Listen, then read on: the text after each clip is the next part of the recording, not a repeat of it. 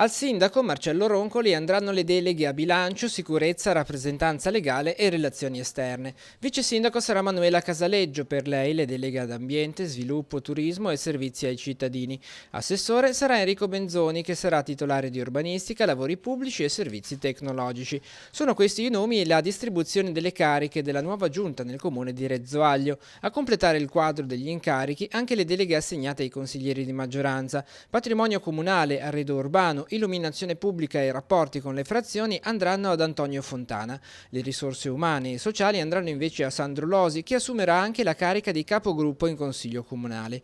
A completare la squadra Giovanni Brignole, consigliere delegato all'edilizia, Marina Perazzo, quella all'agricoltura, ed Emanuela Biggio, responsabile dei servizi scolastici.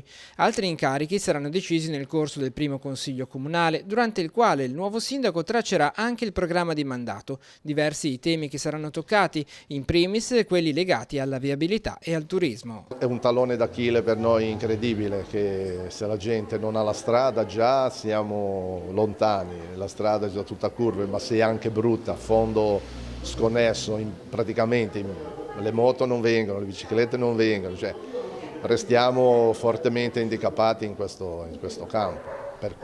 Sta per iniziare anche la stagione estiva, che cosa ha intenzione il Comune di fare per promuovere comunque l'arrivo di persone sul territorio? La stagione estiva diciamo che inizia con quello che noi diciamo un circolo lì per i ragazzi, un centro estivo che c'era già negli altri anni, noi intendiamo portarlo avanti perché è molto seguito e molto apprezzato sia da chi viene da fuori e quelli della zona, i nostri cittadini. Ci sono anche gli impianti sportivi a Rezzoaglio, anche in questo caso saranno aperti e funzionanti. Sì, viene appaltato tutto e partirà, speriamo, a metà di giugno, permettendo diciamo, le varie incombenze burocratiche.